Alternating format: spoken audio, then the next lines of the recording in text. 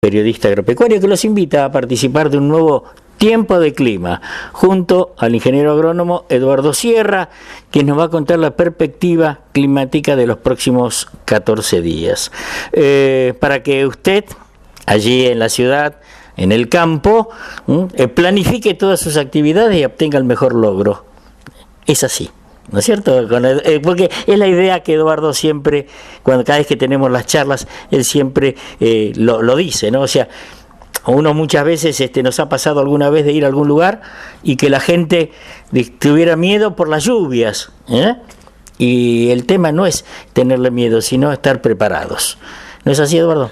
Es así, Juan Carlos, y también esquivar los riesgos, por eso se los avisamos, a veces lo exageramos un poquito para asustarlos un poquito, que es sano, y que se preparen.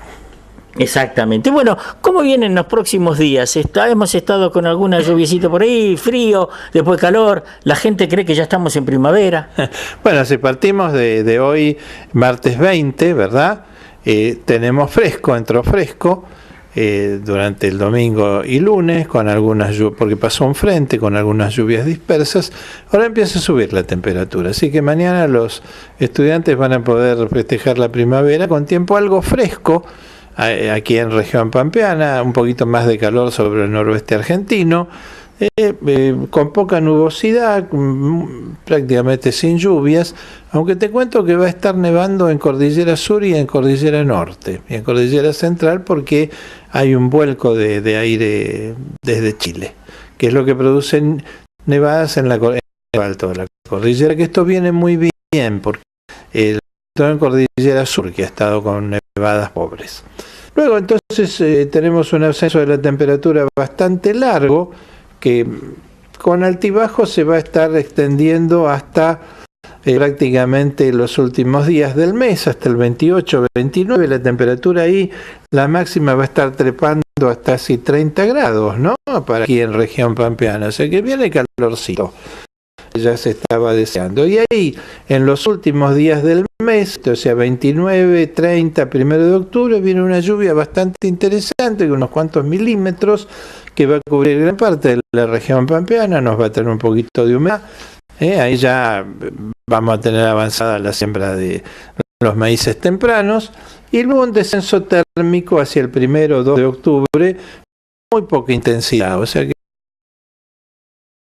estamos en censos térmicos, tanto el que hubo estos días como el que esperamos para los primeros días de hoy, que no tienen peligrosidad, de manera que es una muy buena perspectiva. Se nota ahí bastante la acción del Atlántico, que nos tira humedad y permite que se produzcan estas lluvias, y como vamos a explicar después, entiendo que se modere bastante la posible intensidad de ese episodio de la Niña que anunciándose. Evidentemente sí, con esto uno está viendo los mapas que vos estás generando, y hay mucha influencia de viento atlántico y en vastos sectores. Efectivamente, Juan Carlos, y esto nos va a proteger de la Niña. Bueno, pero expliquémoslo después con más detalle, ¿no te parece? Me parece perfecto. Bueno, muchísimas gracias, Eduardo. Seguimos en un instante más con una segunda parte y la explicación de lo que estábamos hablando. Con mucho gusto, Juan Carlos. Continuamos en Tiempo de Clima y tal cual como les habíamos mencionado, ahora viene una segunda parte, un plus, respecto de una investigación que nuestro amigo Eduardo ha estado llevando a cabo, y tiene que ver con la previsión del balance hídrico suelo. Y en este caso, el análisis de Eduardo lo hace tanto para ganadería, para una soja tardía o maíz de segunda. Bueno, a ver, explícanos, Eduardo, cómo es eso. Pusiste la poción mágica, analizar con los las estrellas. Bueno. Y observamos el vuelo de los pájaros, que es muy importante, Juan Carlos. Y nos dejamos el dedo y lo pusimos al viento. Todo sí. Lo que desarrolló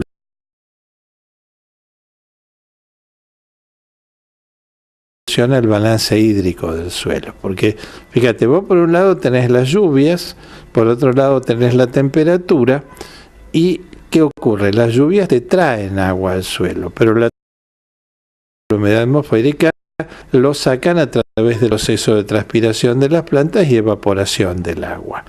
Entonces se hace un balance entre la agua que en el suelo y la que se va.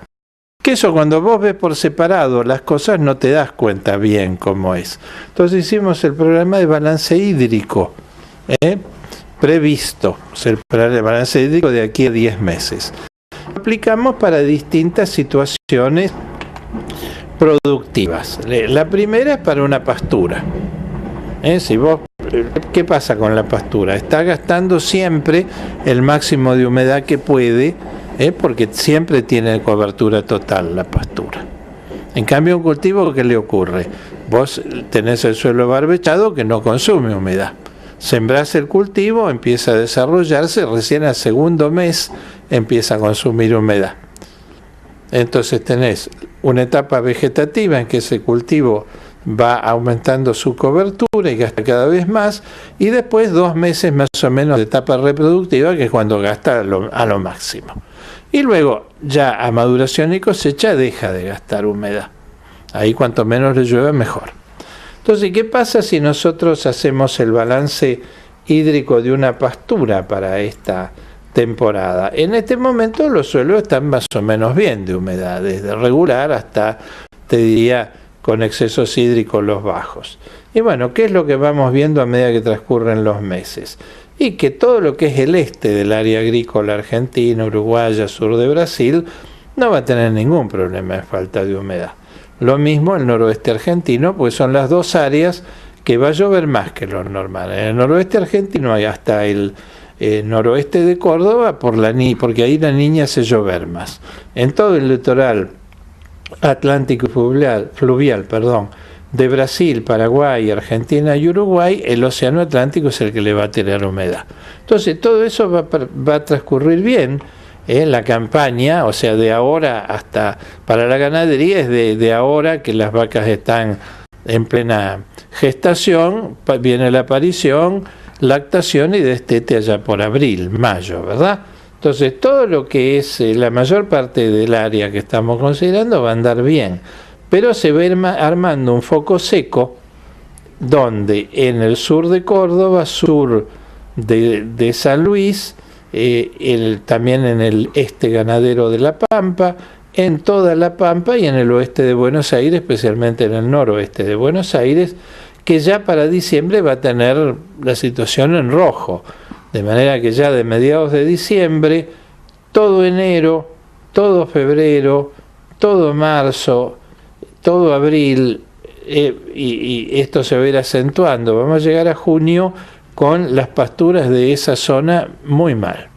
Entonces, ¿qué recomendación hay para esa zona que describimos? O sea, sur de San Luis, este de Mendoza, sur de Córdoba, sudoeste de Santa Fe, que nos olvidamos, todo el este de Buenos Aires y La Pampa.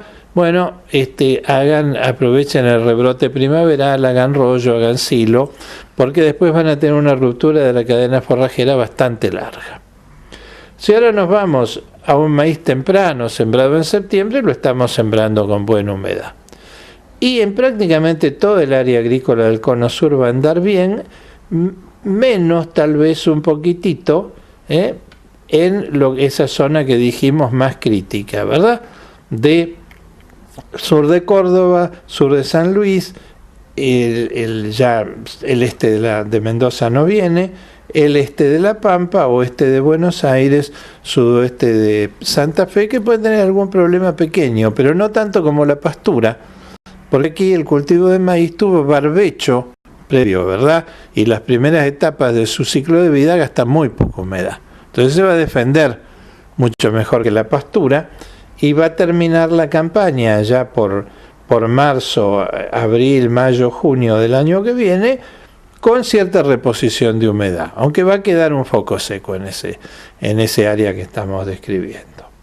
Si te vas a una soja sembrada en octubre con floración de enero, bueno, pasa algo parecido, porque septiembre y octubre acumula agua la zona crítica, todo el resto va a tener excesos, pero esa zona crítica, todo septiembre, octubre acumula agua, recién en noviembre empieza a gastar, y diciembre lo pasa bastante bien, enero empieza a tener problemas moderados, febrero un poquito más severos, pero ya está llegando al final de su ciclo, y bueno, ya después empieza a reponerse la humedad a medida que el cultivo baja su requerimiento de humedad porque va terminando su ciclo. De manera que también llegamos a junio con algunos poquitos de sequía, pero diríamos una situación manejable siempre y cuando el año que viene no hubiera otra niña. Si ya nos vamos a una soja siempre de ciclo corto, ¿no? Porque este año la humedad no da para ciclos largos, salvo en las zonas más húmedas como el litoral fluvial, ¿no? Pero no en esta zona crítica que estamos diciendo. Ya una soja sembrada en noviembre entra a noviembre con muy buena humedad, diciembre lo pasa bárbaro, enero empieza a bajar la humedad, febrero cuando florece ya tiene un poquito de falta de humedad. Lo mismo marzo se le acentúa, por ahí es el cultivo que más va a sufrir, y después empieza a partir de abril-mayo a mejorar la situación de humedad, pero termina la campaña con el suelo bastante seco, ¿no?